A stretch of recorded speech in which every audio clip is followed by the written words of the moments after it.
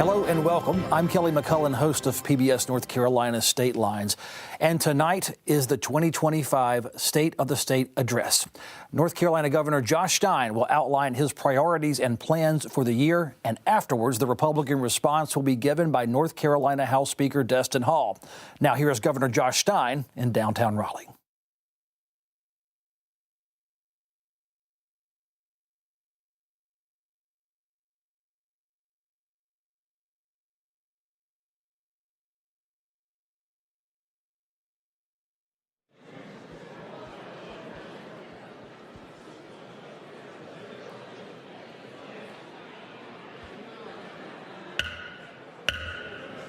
The General Assembly will come to order.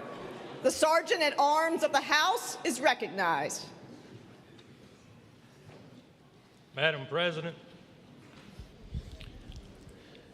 I have the honor to announce the presence of His Excellency, the Governor of the State of North Carolina, the Honorable Josh Stein.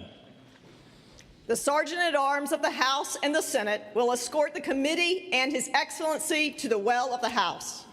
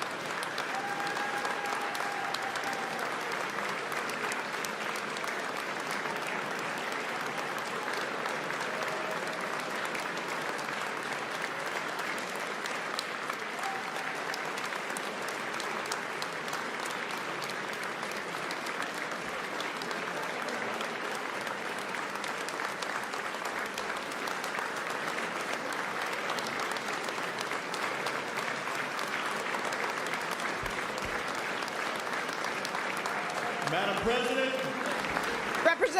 Representative Bell is recognized. Madam President, I have the distinct honor and privilege to present His Excellency, the Governor of the great state of North Carolina, the Honorable Josh Stein.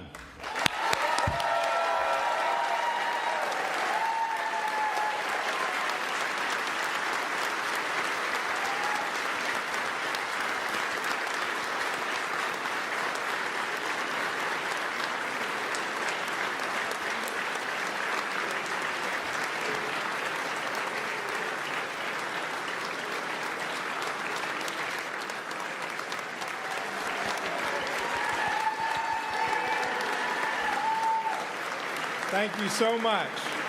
Good evening. Members of the General Assembly, distinguished guests, His Excellency, the Governor of the State of North Carolina, the Honorable Josh Stein.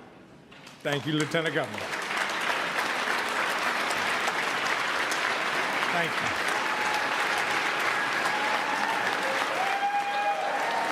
Appreciate that very much.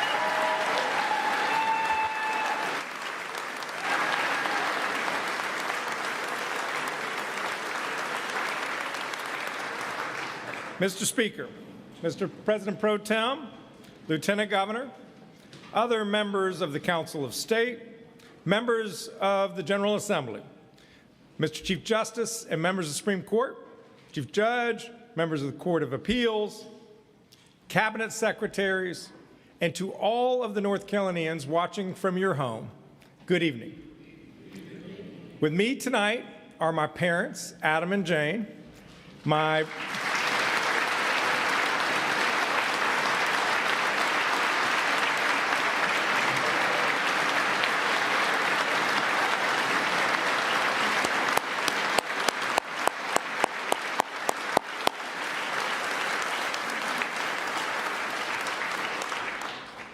sister Gerda, brother-in-law Lee, my brother Eric, and my incredible wife, our First Lady, Anna Stein.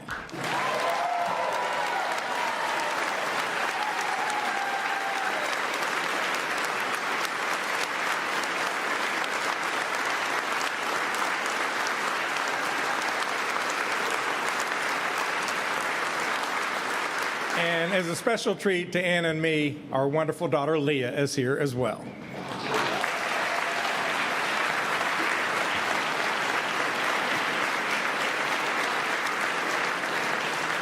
I am honored to address this chamber and share my vision for our future. But first, I must report on the state of our state. I was sworn in as governor 10 weeks ago today. Assuming this office's responsibility has led to prayer and reflection. When any of us faces an important challenge, we search for strength. Strength to rise to the occasion.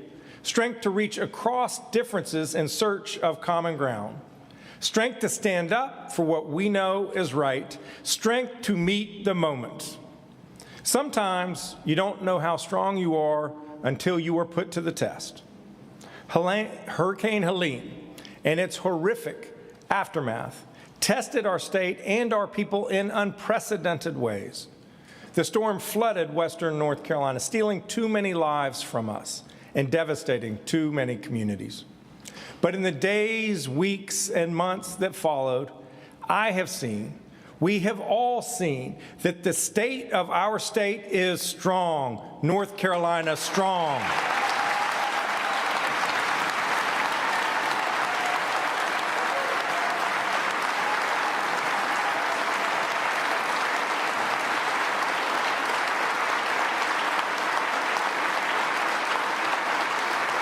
And that's because our people are strong. Ashley Cook is a lifelong resident of Avery County. Her life completely changed on September 27th when Hurricane Helene swept through her mountain town of Minneapolis. Her roof was damaged, but her neighbors got hit worse. So she immediately turned her attention to what they needed. She and her cousin, Freddie Carpenter, first went to work clearing roads, and then spent weeks hauling propane, food, tanks, heaters, anything that people needed. In the months since, Ashley has used her Facebook page to connect people with whatever they needed. Gravel for driveways, roof repairs, notary services, even a sludge pump. You ask me if our state is strong? I point to Ashley and Freddie and the thousands of Ashleys and Freddies who stared devastation down and went to work helping others. The spirit of the people of North Carolina has never been stronger.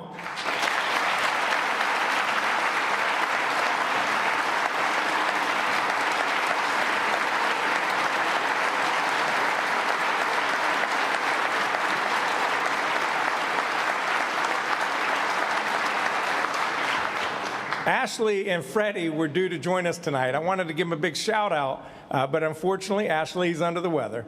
But let us still thank them and all of those heroes, citizen heroes in Western North Carolina, so that they hear us in Avery County and all the way out west. Let's do that, please.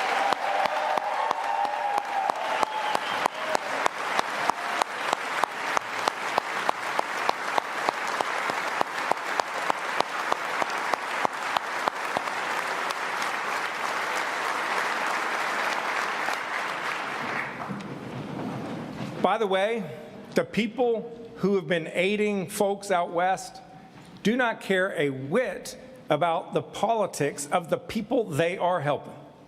They simply want to help their neighbors in need, just like the Good Samaritan who took mercy on the traveler left beaten and bloody on the side of the road to Jericho. We must follow their example and step up for our neighbors in Western North Carolina. My team and I have been focused on doing whatever we can to help. On the first day in office, I took action to cut red tape and make it easier for folks to recover.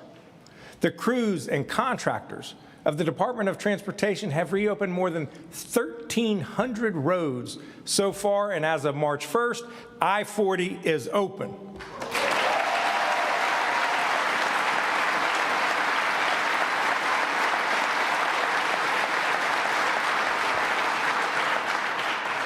Thank you, Joey. We've removed nearly 5 million cubic yards of debris from our roadways. Half of all state parks and cultural sites hit by the storm have fully reopened, and almost all of them are accepting visitors today. So many people and organizations, public and private, have worked so incredibly hard. I saw firsthand the remarkable efforts of the Baptists on Mission in mid-January when I volunteered with them to repair the home of a school teacher in Spruce Pine. Groups like Baptists on Mission and Habitat for Humanity are working tirelessly to get people back into their homes. We need them to keep up their good work. That's why in January, I announced a $6 million grant to these two organizations.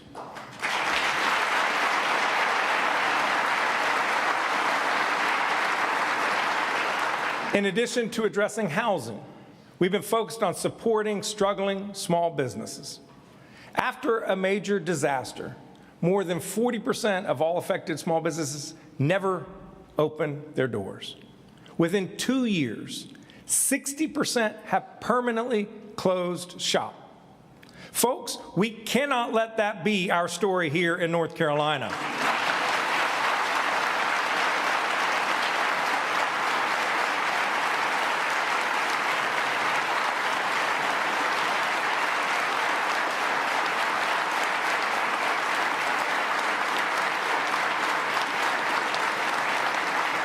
Small business is the beating heart of the economy of Western North Carolina. So we have partnered with the Dogwood Health Trust and the Duke Endowment to offer $35 million in grants to impacted small businesses. They can use these grants for paying their staff, restoring inventory, fixing up their property, whatever they need. So far, we've been able to award more than 1,000 grants to small businesses. One of those is in Chimney Rock Gemstone Mine, a beloved family destination. Matt and Michelle Bands have run their gemstone mine for 21 years. That was until Helene caused the Rocky Broad River to jump its banks and flood their store. They've been working incredibly hard to rebuild so that they can reopen this summer. And their small business grant has enabled them to start replenishing their merchandise, hiring back staff, and rebuild. Matt and Michelle, they are here today. Would you please stand?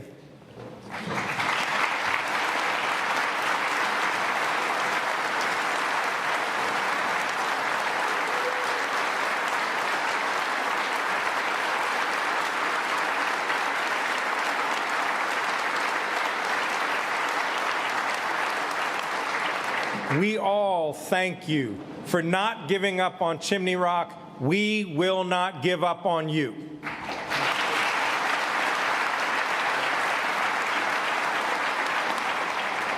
Western North Carolina's businesses are not looking for a handout. They just need a hand up to get back on their feet. And as many small businesses as we have been able to support, many, many more are still waiting for help. So let's support small businesses with grants just like we do with our farmers. Folks, we're talking about $60 billion in overall damages, by far the costliest storm to ever hit our state. That is too much for those affected to bear themselves. They need our help. People need to get back in their homes. Roads and bridges need to be fixed. Businesses need to keep their doors open and their employees hired. Our communities need clean drinking water. That's why I'm working with President Trump and his cabinet and our congressional delegation to seek billions more in federal funds, ASAP. And that's why I urge you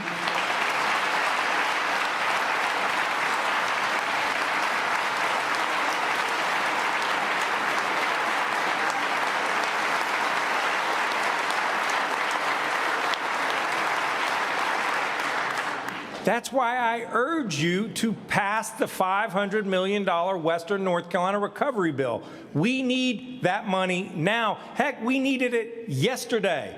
Ashley and Freddie, Matt and Michelle, all of Western North Carolina, they need us to do our jobs. So let's do it. Let's pass that bill. And when you do, I am ready to sign it.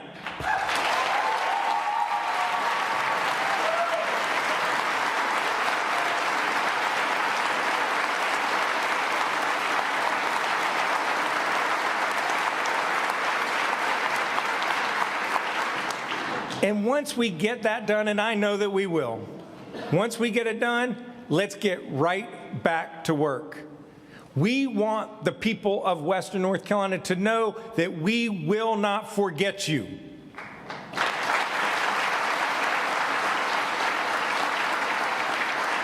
And by the way, when we're talking about rebuilding, we don't mean only out west. A number of folks down east still need help. Folks who lost everything to Hurricanes Matthew and Florence. Folks who just want their home back. The bill that we're waiting on also includes funding to help them move forward as well. And no matter where you live, if disaster strikes, we will be there for you here in North Carolina.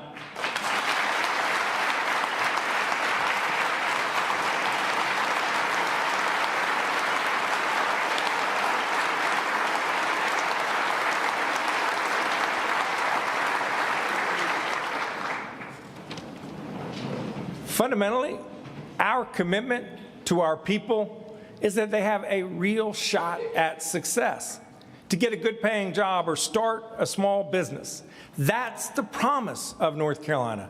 Where you come from should never limit how far you can go. Delivering on that promise is what drives me as your governor. In recent years, we've recruited businesses that have created thousands, tens of thousands of jobs in this state. We've been ranked in the top 2 businesses for business 4 years running. We've become a leader in the clean energy economy. There is a lot to be proud of and plenty of credit to go around. And I am committed to doing my part as governor to continue our state's economic success. In just the past 2 months, we've announced more than 1,500 new jobs, most of which are in rural North Carolina. But we cannot rest on our laurels. Other states want what we have. It is a very competitive world. We can't afford to leave anyone's talents on the sidelines. So we must be a state that is welcoming to all people. We must continue to grow our economy and ensure that it works for everyone. The people of North Carolina are our greatest asset. So to invest in our future, we must invest in our people. And I know this. Look, when it comes to being the governor of this state, when it comes to developing the workforce of this state, no state will outwork North Carolina as I am governor.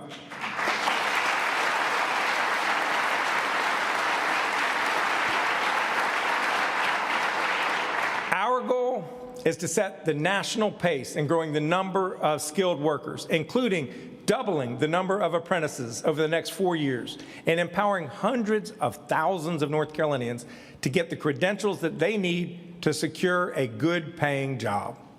So I'm proposing that for students getting certified in high-demand sectors like advanced manufacturing or healthcare or IT, that we provide them free community college.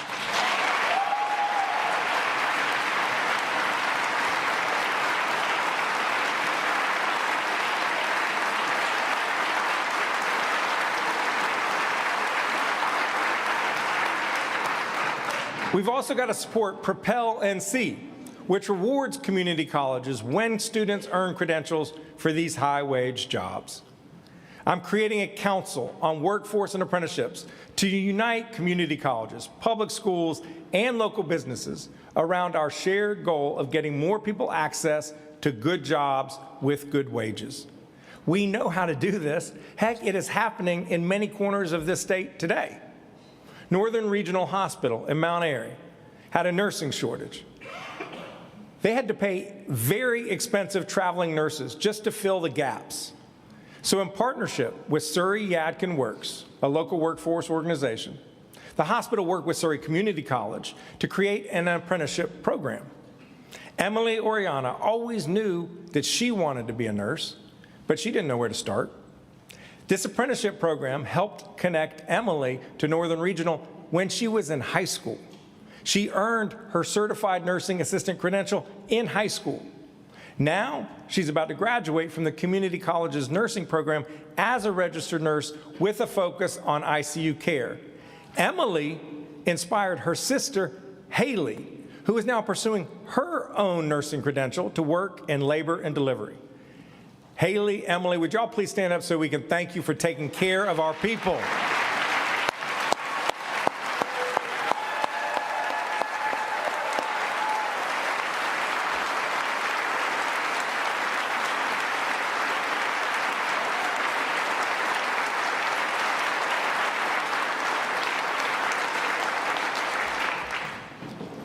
Thanks to this apprenticeship program, Northern Regional Hospital is training its next generation of healthcare workers, homegrown, and has completely eliminated its dependence on traveling nurses. It's about turning apprenticeships into careers, which is good for both the workers and the employers. Folks should not have to get a bachelor's degree to get a good-paying job and provide for their family.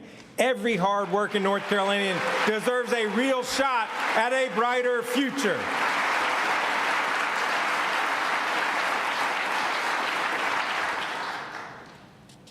And we have to create conditions that allow them to fulfill their potential. Yes, that means good-paying jobs. It also means clean air to breathe and clean water to drink. And it means lower costs.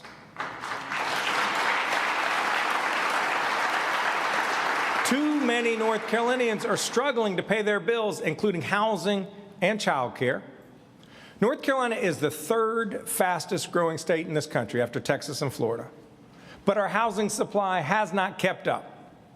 To keep prices down, we need more housing of all types: single family, duplexes, triplexes, apartments, condominiums, special needs housing. We can find bipartisan solutions to high housing costs if we work together. So let's do it, and let's get more homes for our people.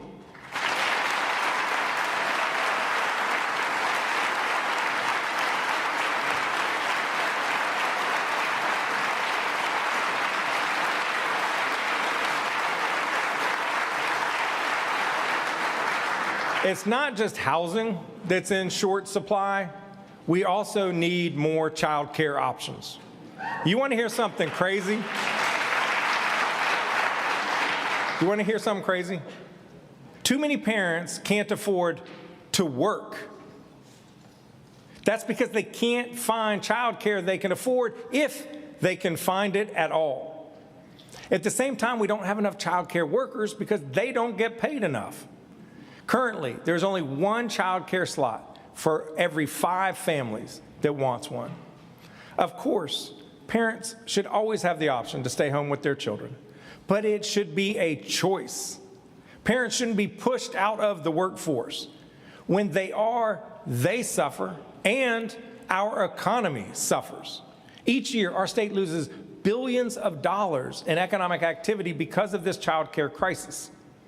So earlier this week, I announced a bipartisan task force on child care and early education to find innovative solutions to this challenge. And when we do, it will be a win for our children. It will be a win for our parents. It will be a win for our businesses and economy. Let's work together to expand access to quality, affordable child care here in North Carolina.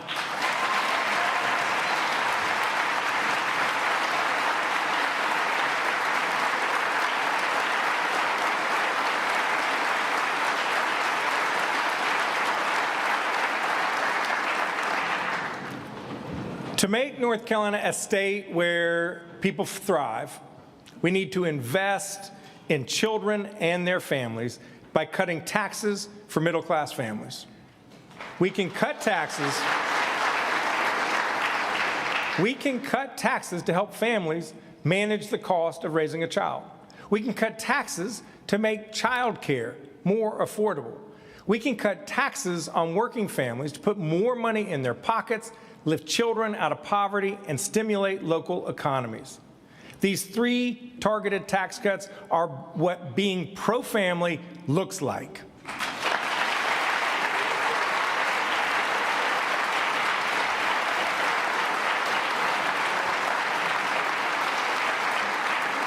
We can afford them and still meet our critical education, healthcare, and public safety needs.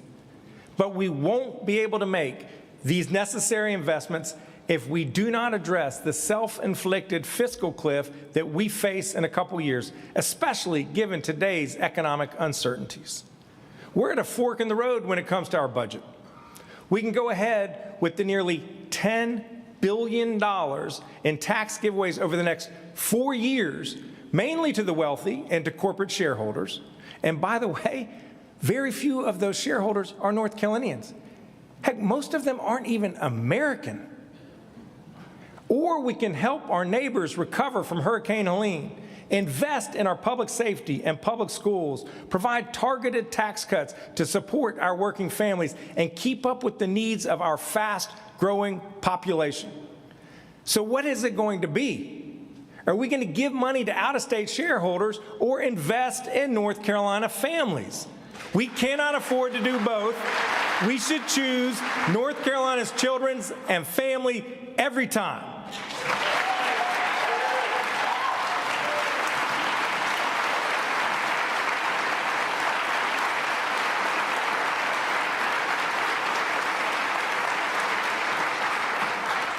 Of course, we have to be fiscally prudent, to be smart about how we invest our taxpayers' dollars. That's why I'm directing my budget office to set up the Impact Center to ensure that our government is run effectively and efficiently, because people should know that their taxpayer dollars are being well spent.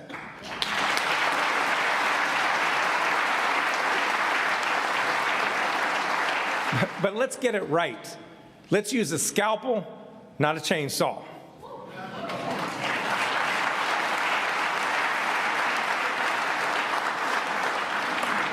Today, the state of North Carolina is strong. Let's invest to keep it that way.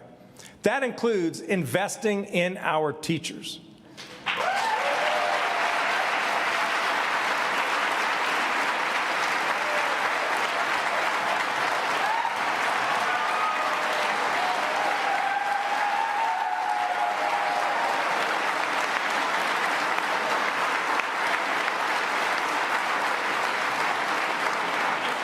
Just take a second. Remember your favorite teacher from elementary school, middle school, high school. A good teacher inspires their students. That's why we must recruit and retain the best. And that's why we must give teachers a real pay raise.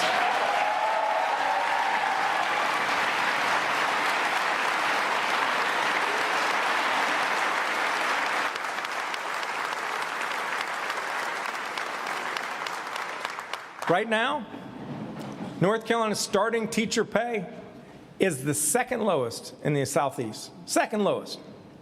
Lower than every one of our bordering states, even South Carolina. Anna and I know some parents of recent college graduates. Those graduates wanted to live and teach in their home state, but they chose to move to other states because our salaries simply are not competitive. It's an embarrassment. We can and must do better.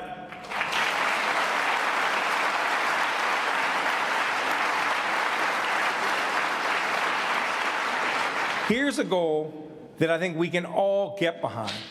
Let's make starting teacher salaries in North Carolina the highest in the Southeast.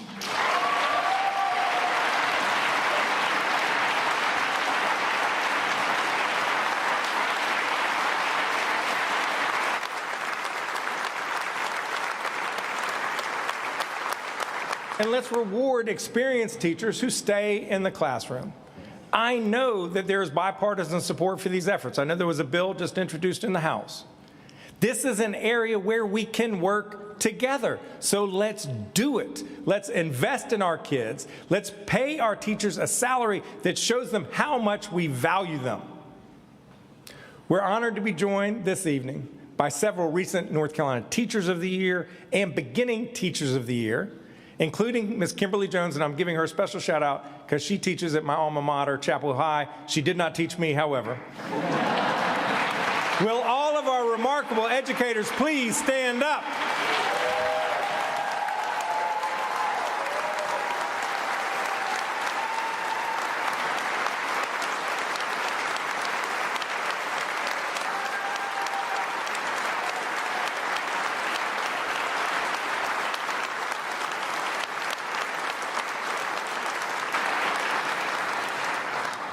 You all are shaping our next generation, and we are all so grateful. Yes, we have to pay teachers more, but raising pay alone is not enough to improve our kids' education. We need to expand the state's Advanced Teacher Initiative to better utilize our best teachers and give them a career pathway. We need to extend the science of reading to our middle schools to improve learning there. And we need to put public dollars toward our public schools.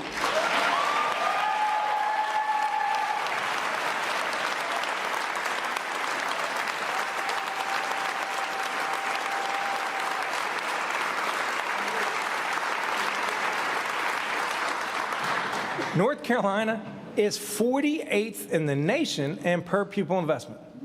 Let that sink in. 48th. We should not be taking money from our public school kids to pay wealthy parents sending their kids to unaccountable private schools to the tune of $7.5 billion over the next decade.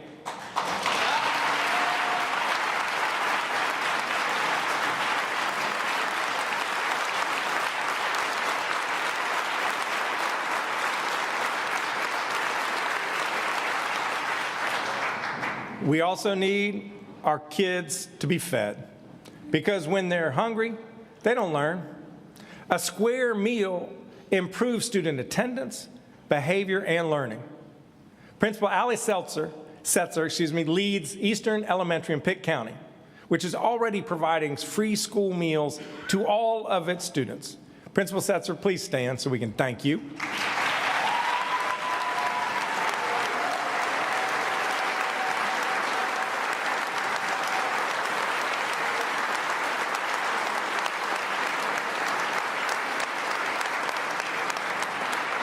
I thank you for your leadership. The experience of Pitt and several other school systems prove that we can do it. Let's provide every North Carolina student a free school breakfast.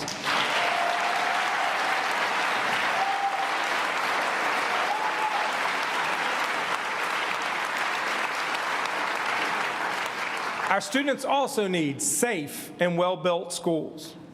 Unfortunately, too many of our schools are overcrowded, or use trailers, or have old leaking roofs and broken heating and air conditioning. It is 2025. We should not have to send kids home from school because the heat doesn't work.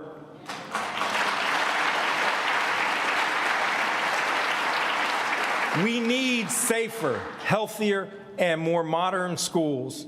So tonight, I'm proposing a $4 billion public school bond.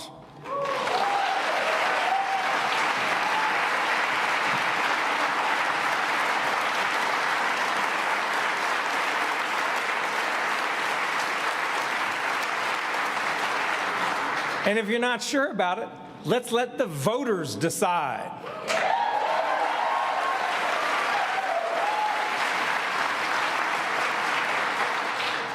We also need upgrades for safety, like cameras, fences around playgrounds, exterior locks, fewer access points to secure our school buildings from people who mean harm.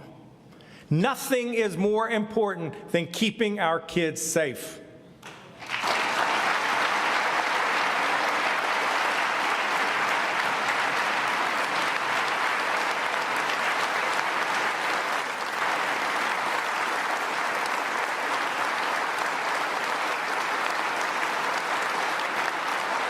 It also means that we've got to protect their mental health.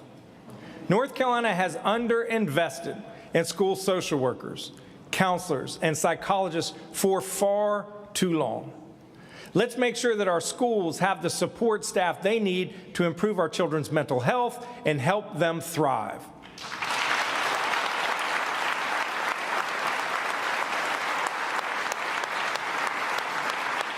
And when we talk about youth mental health, we've got to talk about cell phones and social media.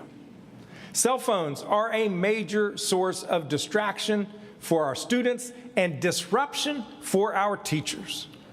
When teachers don't have to compete with TikTok for student attention, and when students don't have to choose between social studies and social media, real learning happens, and their mental health improves.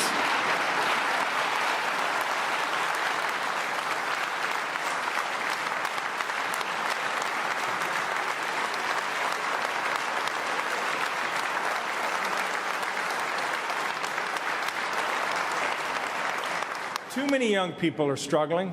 Too many kids are bullied. They need and they deserve a 7-hour break from the unrelenting pressures of phones and social media. Classrooms should be cell phone-free zones.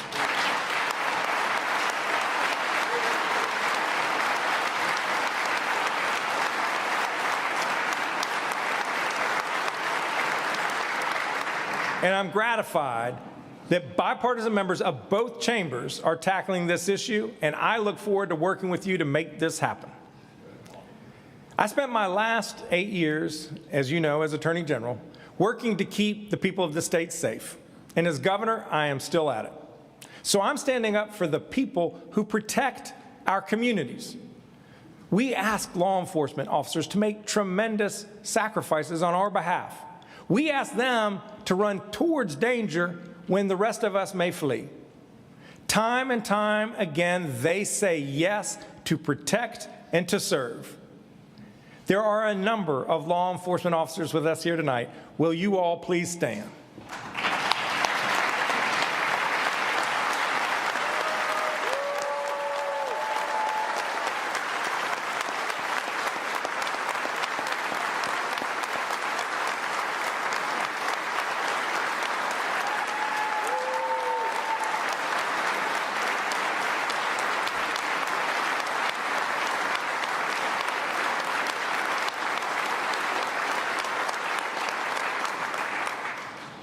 Every one of them is a hero, but I know I'm running along, so for the sake of brevity, I'm going to give one a shout out. And that's my buddy Forsyth County Sheriff, Bobby Kimbrough, who has dedicated 4 decades to public safety.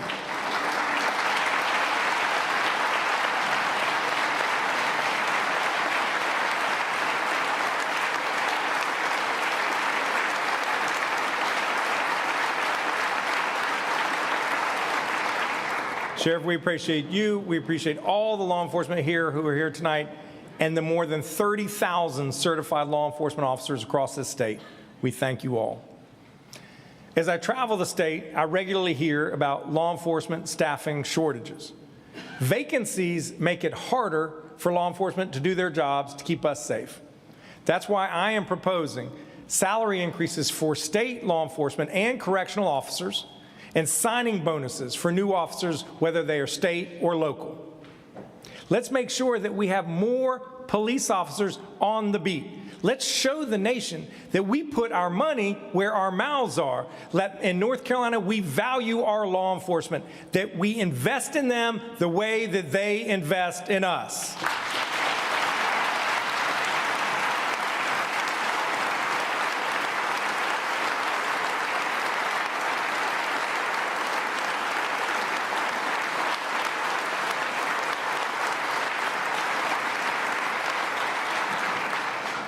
And let's improve public safety by tackling the scourges of opioid and fentanyl addiction.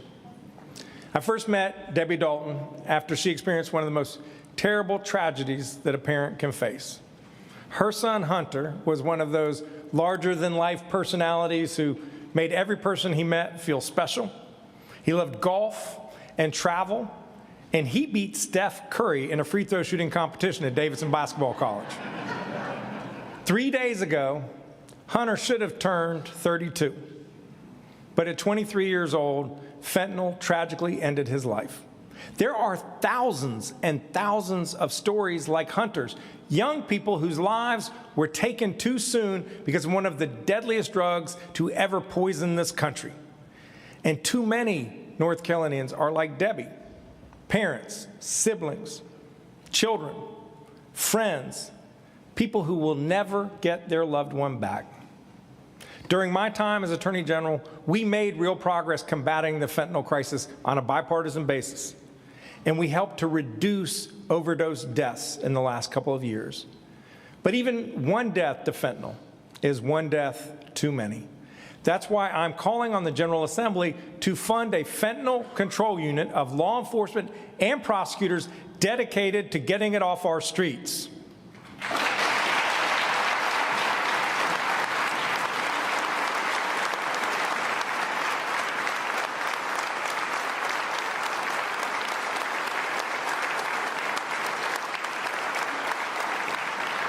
That's how we can honor the memory of Hunter and all of the North Carolinians we have lost too soon. Debbie, would you please stand so we can thank you for your willingness to turn your personal pain into purpose for other people. Thank you, Debbie Dalton.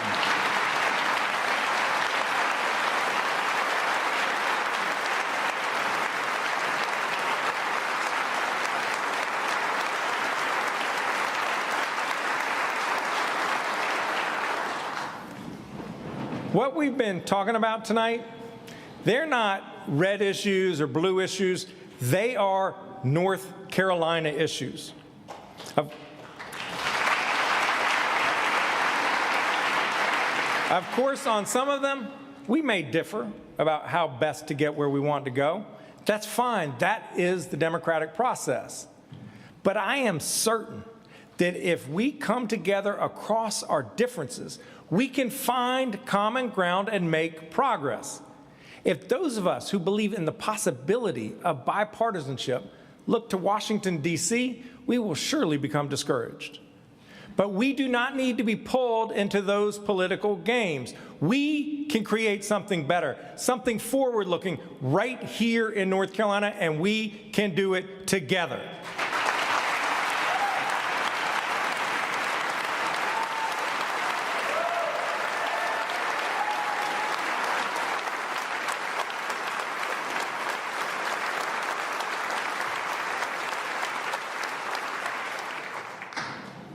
After all, we've done it before.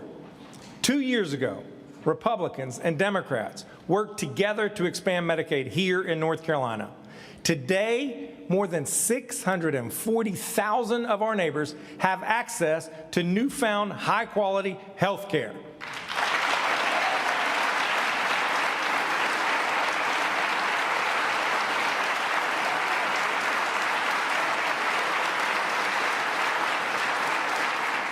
In our struggling rural hospitals, they have been given a lifeline. But we know that some in Washington are poised to take aim at our effective, efficient, and critical Medicaid program. The cuts that Congress is considering would be absolutely devastating to the health of our people and our entire healthcare system. I have been urging Washington to follow our example by putting party aside and people first.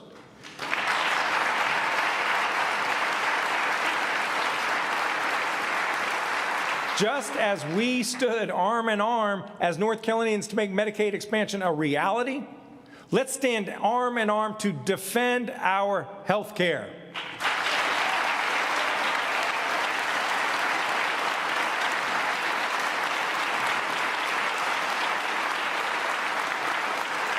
When we, as Republicans and Democrats, come together, that's when we make a difference for our people. We've made big things happen before, and we can do it again. We can help Western North Carolina recover from the most damaging storm in our history. We can grow our economy and make it work for more people. We can make sure that our workforce needs meet the needs of our people and our businesses. We can keep our communities safe, and we can put our kids first every time.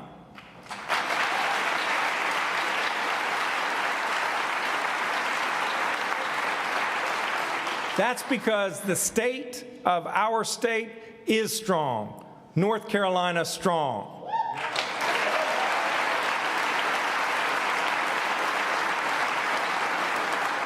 Our teachers make us strong. Our law enforcement officers make us strong. Our small business owners, farmers, vets, child care workers, community college students make us strong. You, the people of North Carolina, make us strong. So let's come together and keep North Carolina strong. Thank you. May God bless you. May God bless the state of North Carolina.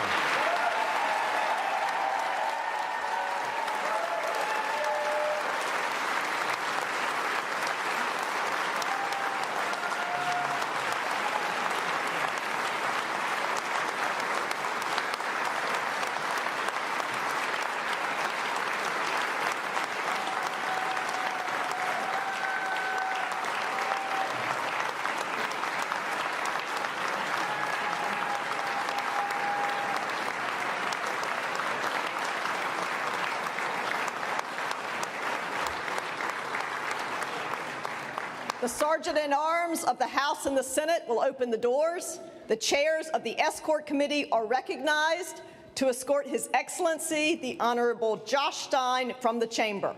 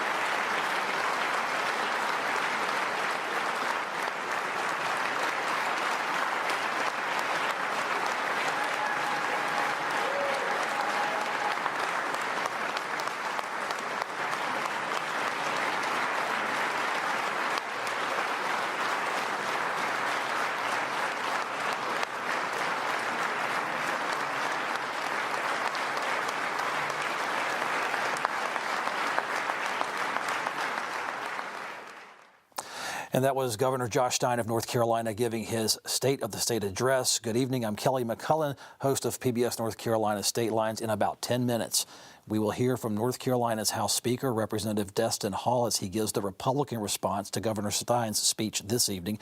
Join me live in the studio, our partner tonight, co-host, because you've brought in your radio family, North Carolina Public Radio, WUNC's Colin Campbell, Billy Ball of Cardinal and Pine, and our good friend Donna King of the Carolina Journal. I'll start with you, Colin. Your make of this speech, a tale of two speeches, if you will. Yeah, we had a lot of policy things on there. I mean, the big theme seemed to be Helene, the storm response there. You got that first thing. Education was a big focus of the speech. We saw the requests for a community college free tuition program for people in high-demand fields, $4 billion for schools through a bond referendum. That's something that's the first time we're hearing about that. We also heard about taxes. He seems to want to get rid of some of the upper-income tax cuts and corporate tax cuts scheduled to happen. And we heard on public safety a big push on that front as well. So a lot of things put into one half-hour, 45-minute speech there. Donna, I'm curious if you think any of this will actually get through the legislature. All these are things that would require Republican support to get across the finish line. I think so, actually. I think he's found, just in the 10 weeks since he's taken office, that he's found the areas where he can agree and can get something done. He's walking in tonight with a 55% approval rating. We have a poll coming out tomorrow. 24% of people unsure, but a 55% approval rating is a good way to start off a term here. And I really think that Helene recovery was a good place to start because he's going to find a lot of agreement there. Billy, read the room for us. I saw no gimmicks from the Republicans or from the Democrats. It was a very cordial speech. The tone seemed right. Lots of smiles for Governor Stein. To me, and this is the one time I will say this, it appeared to be a challenging speech to the Republicans without threatening the Republicans. But what's your take? I think that's a good way to put it. Challenging, but not threatening. I thought it was a very good speech from the governor. When you said that it feels like a tale of two speeches, I think that's a really good description because you saw 75% of that speech was things where we can have a kumbaya moment. Everybody's all together. You saw a lot of clapping about Helene relief. You saw clapping about teacher pay. But then you also saw sections where there was a big difference. You saw when Governor Stein talked about North Carolina ranking 48th in the nation in per pupil spending. This is one of those few areas where North Carolina's way behind so many other states. That was where you saw Republicans stay in their chairs. I think that's going to be one of the areas where you see Republicans break with Governor Stein, just as they did with Governor Cooper. Yeah, I think that's going to be one of the big challenges on the budget process, right? I mean, he mentioned the fiscal cliff. That's the revenue projections that we could see only about a 0.5% revenue growth in the coming fiscal year, potentially hundreds of millions of dollars in a deficit if those projections come true the following year. And so that's why he seems to want to repeal some of these tax cuts that are scheduled to go into effect. Republicans, I think, are going to be reluctant to do that. And if they don't do that, that's less money to play with to do things like teacher raises. And I think there's a desire to do that. It's a question of how big will those raises be. Sure, but I do disagree. I think there is appetite among Republicans for teacher raises. There's a bipartisan bill right now. It's about $1.6 billion for teacher raises. I don't know if it'll be in a single bill or probably be wrapped into the budget instead. But I do think there is an appetite there, particularly when you talk about those hard-to-staff teacher positions, special needs, math and science, those things. So I think we will see some raises. Billy, on teacher pay, we had Senator Amy Galey on, and this legislation keeps coming up every 2 years to change exactly how schools are funded, where you put more money behind high-risk schools in rural areas or around high-risk students, not just give a blanket pay raise. One is fundamental change. One is just a pay raise for teachers. Which one seems to be more politically palatable to at least a majority of each caucus? I think, broadly speaking, if you talk to North Carolinians out on the street, and I know you're asking about the caucuses, but if you talk to North Carolinians out on the street about teacher pay, 90% of them are going to say, yes, we got to be paying our teachers more.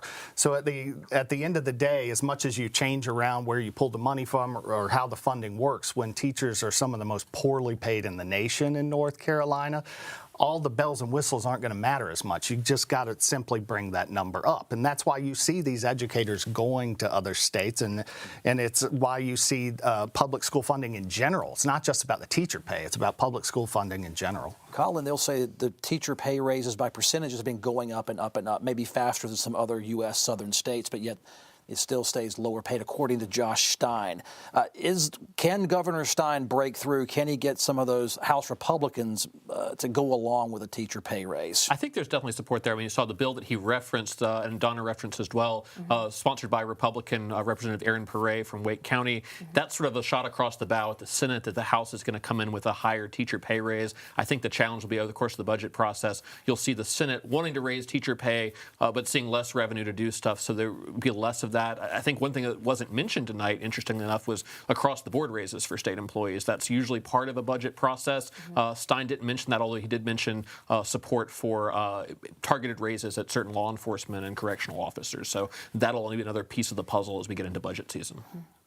The call to end the flat tax on income in North Carolina. Sure. Phil Berger worked hard to get that. Yeah, won his majority, 13 years ago. Right. But when you do targeted tax cuts for the middle class and you're not calling them tax credits. Right. You're asking to go back to a progressive income tax. Can that be sold in this state even under dire times of economic uncertainty and Helene recovery? I just don't think so. I don't think there's an appetite for doing that. They've been working toward this for a dozen years or so. This is a key part of the economic fiscal budgeting process that Republicans have run on. I did like what he was talking about apprentices and apprenticeships. I think he'll find a lot of support in that, particularly when you talk about occupational licensing. There's a lot of apprenticeships. You need a license just to be an apprentice. So I think if they really look at some of these things, there's some low-hanging fruit that they can really find some agreement on. Colin, I want to get you and Billy's take on the $4 billion possible bond referendum that the Governor Stein is calling for. Conservatives will see that as you pass a balanced budget bill, but if you pass a bond, that's deficit spending. I've heard that philosophical argument in the past. I'm sure it comes up again because those fundamentals don't change. Your thoughts, and I'll turn it over to Billy Ball. Yeah, so I think the Senate has been pretty reluctant to do bond spending. The House, under Speaker Tim Moore, has proposed some bonds in the past, and they haven't gone anywhere because the Senate has preferred what they describe as sort of a pay-as-you-go approach, to find money in the budget that they already have to fund for things, school construction in rural areas. And you've seen some of that, but not at the level of spending that Stein is calling for here. So this could be a situation where Stein and the House Republicans want one thing, the Senate wants to go about the school construction needs a different way, and I don't know that there'll be a whole lot of traction there. I think it's important for people at home, if they're confused, they say, wait, I've had local bonds. This isn't what Governor Stein's talking about. He's talking about a statewide bond for education, which we haven't had in decades in North Carolina. And anticipating a question that people probably have, does the quality of a school building matter to the education? There's a lot of research on this. There's a debate on that for real, though. Everyone knows a rundown school building, whether you're Republican or Democrat. I mean, are there people out there, in your opinion, that think a rundown school building doesn't matter? I've certainly talked to people on the street who go, what's it matter if you have the fancy bells or whistles? But if the air conditioning and heat doesn't work, which is happening, I think, even in Wake County, which is pretty well funded. Oh, yeah, I wholeheartedly agree. I just think there are people out there who say, you know what does it matter so much? It clearly matters when you look at the research. Oh.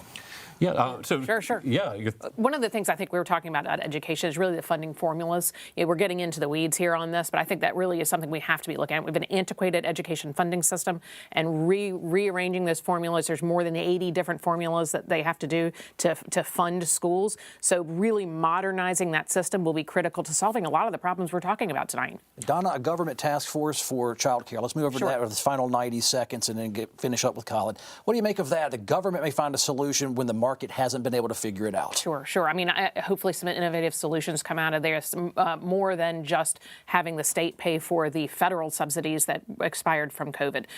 Rachel Hunt is going to be chairing this. Senator Hunt has been appointed to chair it. This is something she ran on. And so she is probably going to be talking a lot about having the state government pick up the tab when the federal subsidies expired. I'm hoping that there's a little bit more creative thinking, a little more innovation. Colin, last minute to you, sir. Yeah, I just wanted to bring back to the Helene thing that started this speech. It was interesting to me that Stein didn't push again for his $1 billion funding package. He said past the $500 million package that's working its way through the House and Senate. He did push for small business grants, which is something that's not included in the packages as they stand right now, urging support to help small businesses in Western North Carolina get across the hump with this tough season that they've had. It'll be interesting to see if that comes back up later, but seems like we've got bipartisan agreement on Helene, and that bill is going to be becoming law fairly soon. We have 30 seconds. Grade this speech on a grade level, if you can, since we're talking education. I would honestly have liked to have seen more in the speech about education. So I'll give him a B+ on that, but I thought he did a good job. Donna, final 20 seconds. Yeah, absolutely. I think I'll give him a solid B. He took a couple swipes at some core Republican things that will be divisive, but he really focused on what he knows that he can get agreement on. All right. Thank you so much for being on the panel tonight. We do return back to downtown Raleigh. Let's hear live from House Speaker Representative Destin Hall.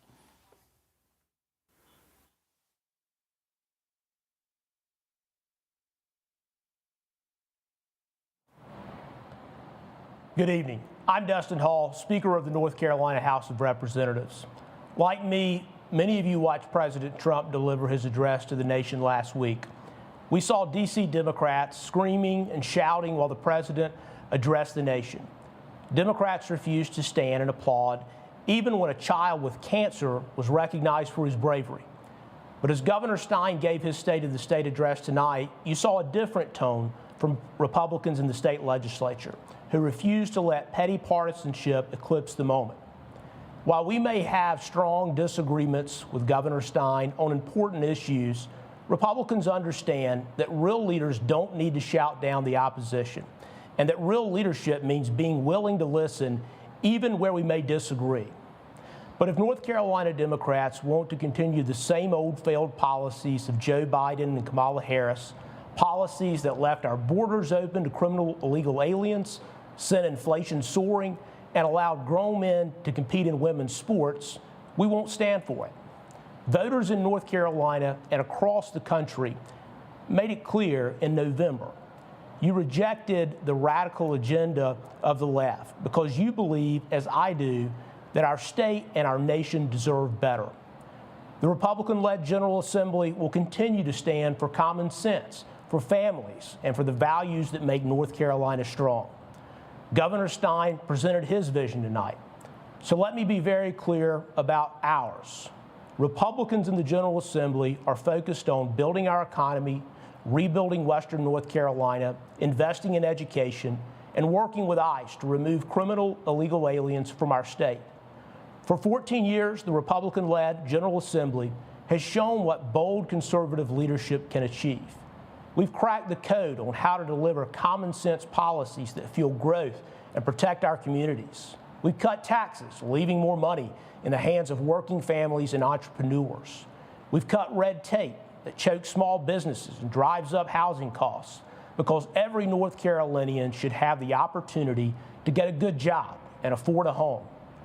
We're also promoting reliable, low-cost energy like natural gas and nuclear power, ensuring that families aren't overburdened with skyrocketing electricity bills. We've stood by law enforcement and made our state safer by rejecting the Democrats' dangerous sanctuary policies that shield illegal aliens from justice.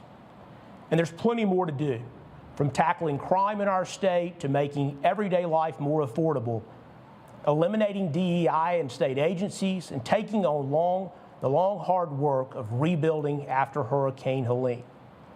However, the results speak for themselves. Despite the nation's economic strain of Bidenomics and inflation, North Carolina has remained an economic powerhouse. Thanks to Republican leadership, North Carolinians have kept more of their hard-earned money in their pockets. Thanks to that leadership, we've cut poverty in the state by nearly a third in the past 12 years. And thanks to that leadership, our state is consistently ranked as one of the best states for business. When sound conservative policies focus on the needs of the people, success follows.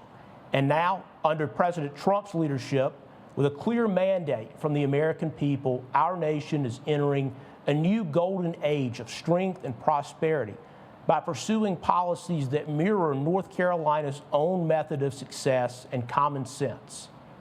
President Trump's immigration policies will have the full support of the North Carolina General Assembly. Just last year, the Republican General Assembly enacted legislation that requires law enforcement to cooperate with ICE to keep criminal illegal aliens off of our streets. But many Democratic officials in our state still want to keep pursuing the same failed open borders policies of the Biden administration. So just this week, we introduced new legislation to close loopholes exploited by those who would seek to turn North Carolina into a sanctuary state. If local sheriffs avoid cooperating with federal ICE officials, the citizens of this state will hold you accountable. And if you're an illegal alien committing crimes in our state, you gotta go. This is a common sense policy that the people of our state overwhelmingly agree with. Another common sense issue is that men shouldn't be in women's sports or in their private spaces. Long before President Trump's executive order, the North Carolina General Assembly passed the Save Women's Sports Act to keep men out of women's sports. It's also common sense to work to ensure every child in North Carolina has access to quality education that's right for them, regardless of their income or zip code. As we expand educational opportunities, let's expand opportunities in the traditional K-12 system so that parents have excellent options, whether they choose public or private schools. Ultimately, it's parents, not bureaucrats, who should choose the best learning environment for their children. But supporting opportunity in education doesn't mean turning our backs on our dedicated public school teachers. which is why the Republican-led General Assembly has consistently invested and will continue to invest even more in meaningful teacher raises, ensuring North Carolina continues to attract talented and passionate educators. Expanding opportunity and supporting our teachers are not competing goals. They're two sides of the same coin. Empowering families and investing in our teachers builds a stronger, brighter future for all of North Carolina's children. We'll also continue to invest in our university and community college systems, which are the best in the world.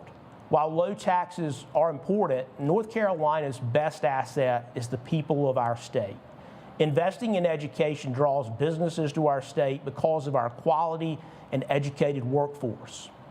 While the left tries to paint President Trump and the North Carolina General Assembly as extremists, the people of our state agree that policies like secure borders, law and order, school choice, cutting taxes to keep more of our hard-earned money and keeping men out of women's sports are just plain common sense. But as we celebrate our state's accomplishments, we must also recognize the resilience of the people of Western North Carolina. Last September, Hurricane Helene devastated the region, turning peaceful mountain towns into disaster zones. Over 100 men and women lost their lives, and thousands lost their homes, jobs, businesses, and their very way of life. Then came the disaster after the disaster, when the Biden and Cooper administrations were too slow in their response to Helene. Families were left without shelter, internet, or cell service for weeks. Bridges and roads were impassable, trapping many. The people of Western North Carolina deserve better. But through this adversity, we saw the true American spirit shine through. Neighbors helping neighbors, strangers becoming family, and heroes emerging in every corner of our communities. Heroes like Dr. Alyssa Tilley, who helped set up a field hospital in Yancey County to care for the injured. Heroes like Kenneth Clanton, a veteran who selflessly drove fellow servicemen to work through Western North Carolina's damaged and debris-filled roads.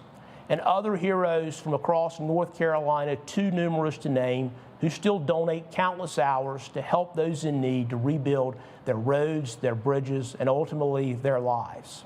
The lesson from all of this is clear. When government fails, the people step up. North Carolinians don't wait for handouts that may never come. We roll up our sleeves and get the job done. The General Assembly has made Helene recovery our top priority, and we're working tirelessly to support our neighbors in the western part of the state. Just recently, the House passed our fourth Helene bill with an additional $500 million in recovery funds, and we're not done. We're going to continue to support Western North Carolina for as long as it takes to rebuild, and together we will rebuild stronger than before.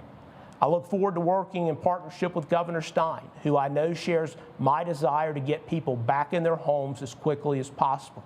He and I both recognize the long road ahead and the need for us all to rise to the moment, setting aside petty partisanship for the sake of our neighbors.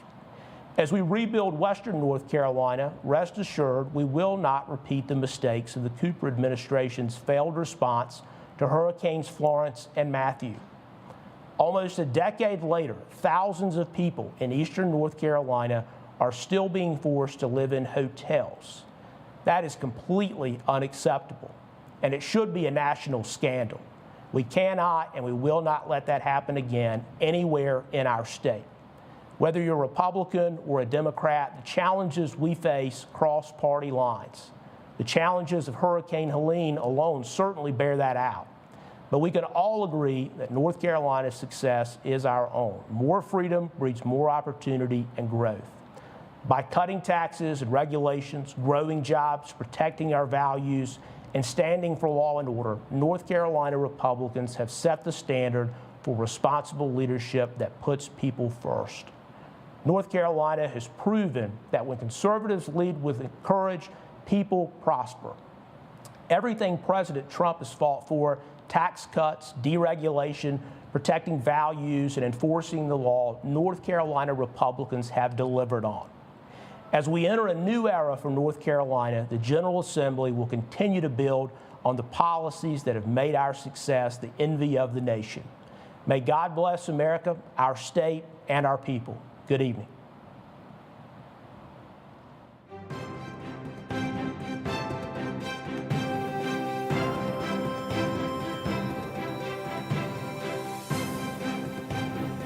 Quality public television is made possible through the financial contributions of viewers like you, who invite you to join them in supporting PBS NC.